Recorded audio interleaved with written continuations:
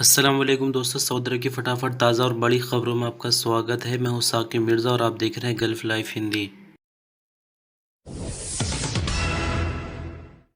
Saudi ministry of health की तरफ से वैक्सीन की तीसरी डोज के लिए जो डेडलाइन दी गई थी वो अब खत्म होने वाली है। यानी आपको बता दें कि मंगलवार 1 फरवरी 2022 से नए फैसले पर अमल शुरू हो जाएगा। जिन्होंने वैक्सीन की तीसरी डोज नहीं ली होगी तो तवक्कल एप्लीकेशन में उनका हेल्थ स्टेटस इम्यून से हटना शुरू हो जाएगा। लेकिन यहाँ पर घबराने वाली बात सबके लिए नहीं है। यहाँ पर एक कंडीशन ये रखी गई है कि अगर वैक्सीन की दूसरी डोज लेने के बाद 8 महीने बीत जाते हैं और बूस्टर डोज नहीं ली होगी तभी मुश्किल आएगी, वरना तो अगर 7 महीने, 6 महीने, 5 महीने हुए हैं तो तब कोई मुश्किल नहीं आने वाली है। यहाँ फिर से आपको बता दें कि जिस तरह से वैक्सीन की दूसरी डोज के लिए जो शर्तें लगाई गई थी, यानी कि प्राइवेट्स और सरकारी ऑफिसेज में नहीं जा सकते, जो पब्लिक ट्रांसपोर्ट है वो नहीं ले सकते, यहाँ तक कि हवाई जहाज से सफ़र करने के लिए भी वैक्सीन की तीसरी डोज की पाबंदी लगाई जा रही है। यानी जैसा आपने पिछले दिनों में देखा, वैक्सीन की पहली डोज के लिए जो पाबंदियां लगाई गई फिर उसको बदलकर दूसरी डोज में कर दिया गया।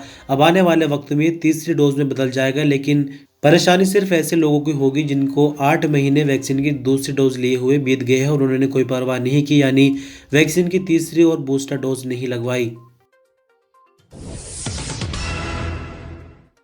सऊदी अरब के लेबर लॉ के तहत गैर मुल्की वर्करों के लिए ज़रूरी है कि वो कानूनों की सख्ती से पाबंदी करे। कानून पर अमल करना हर एक की जिम्मेदारी। जिस तरह से वर्करों के लिए कानून मौजूद है उसी तरह से कंपनी और कफीलों के लिए भी कानून बनाए गए हैं।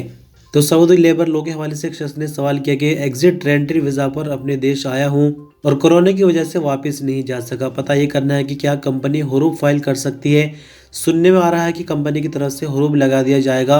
अगर ऐसा हुआ तो हम इसमें क्या कर सकते हैं। जवाज़ात के मुताबिक सऊदी अरब के लेबर लॉ में सबसे संगीन जुर्म हुरूब यानी कंपनी के पास से भाग जाना है। हुरूब फाइल होने के 15 दिन के अंदर उसे अपशिट सिस्टम के जरिए कैंसिल करा जा सकता है, लेकिन अगर 15 दिन से ज़्यादा का टाइम हो जाता है तो फिर मामला अदालत में पहुंच जाता है। यानी अगर 15 दिन के बाद हुरूब बंदे का हटाना चाहे तो अदालत के जरिए हुरूब हटाया जाएगा, जहां पर यह साबित करना होगा कि वर्कर का जो हुरूब था वो गलत फाइल हुआ था।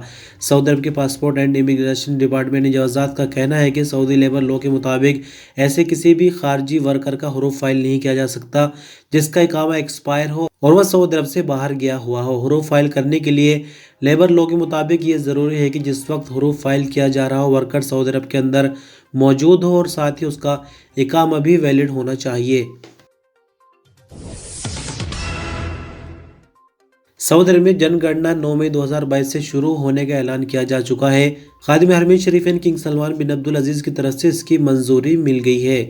सऊदी अरब की सरकारी एजेंसी एसपी के मुताबिक सऊदी जनरल स्टैटिस्टिक्स अथॉरिटी का कहना है कि जनगणना हर 10 सालों में की जाती है और जनगणना से जो नतीजे आते हैं उसकी बुनियाद पर नई पॉलिसियां तैयार की जाती है। उन्होंने आगे कहा कि साल 2022 की जनगणना में फॉर्म ऑनलाइन होंगे।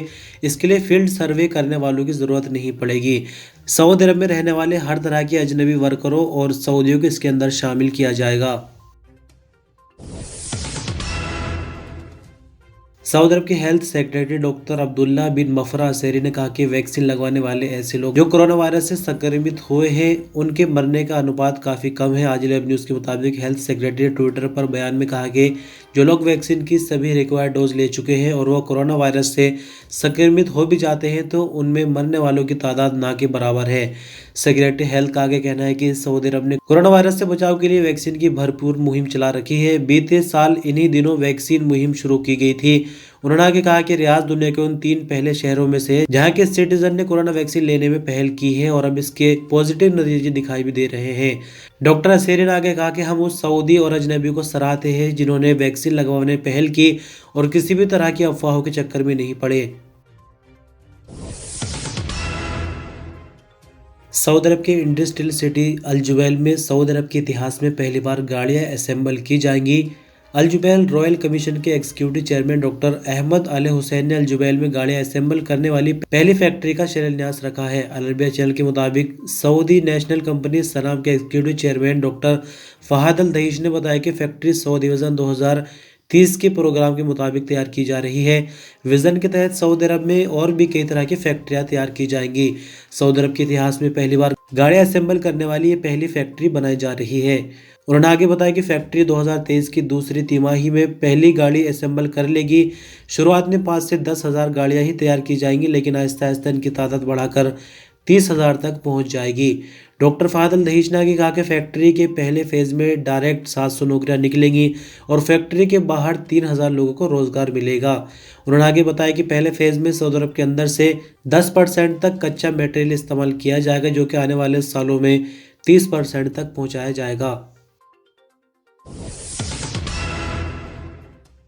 तो जैसे कि आपने पीछे सुना कि सऊदी अरब में कोरोना वैक्सीन का पॉजिटिव असर देखने को मिल रहा है, तो उसी के मुताबिक देख सकते हैं कि 4,738 नए मामले आज रिकॉर्ड पर आए। उसके बावजूद मरने वालों की जो तादाद है वो सिर्फ 2 है, यानी ना के बराबर है। नई रिकवरी 4,973 और क्रिटिकल केसेस आज की रिपोर्ट के मुताबिक बढ़कर 825 हो जाते हैं। तो 4,738 सऊदी अरब में नए मामले रिकॉर्ड पर आने के बाद कुल मामले 6,70,997 हो जाते हैं। 4,973 नई रिकवरी के बाद 6,22,087 कुल रिकवरी, 2 नई मौत के बाद 8,929 कुल मरने वालों की तादाद हो जाती है। और अंत में बात करेंगे मौसम को लेकर। सऊदी अरब में जुमेरात से सर्दी की लहर शुरू हो चुकी है, जिसके कारण सऊदी अरब के उत्तरी इलाकों में टेम्परेचर में काफ़ी गिरावट देखने को मिलेगी और सर्दी काफ़ी ज़्यादा महसूस होगी। सवागम न्यूज़ के मुताबिक सर्दी की ये लहर इतवार तक जारी रहेगी। सऊदी अरब में मौसम की जानकार डॉक्टर अब्दुल अजीज़ अल हुसैनी का कहना है कि सर्दी की ये नई लहर सीरिया की तरफ से चली आ रही, जो कि सऊदी अरब पहुँच गई है। सर्दी की लहर से सऊदी अरब के इलाके अलजौफ, तबूक, नॉर्दर्न बॉर्डर रीजन, हाइल, कसीम, हफर अल बातिन और मदीना मुनव्वरा में टेम्परेचर में काफ़ी गिरावट देखी जाएगी।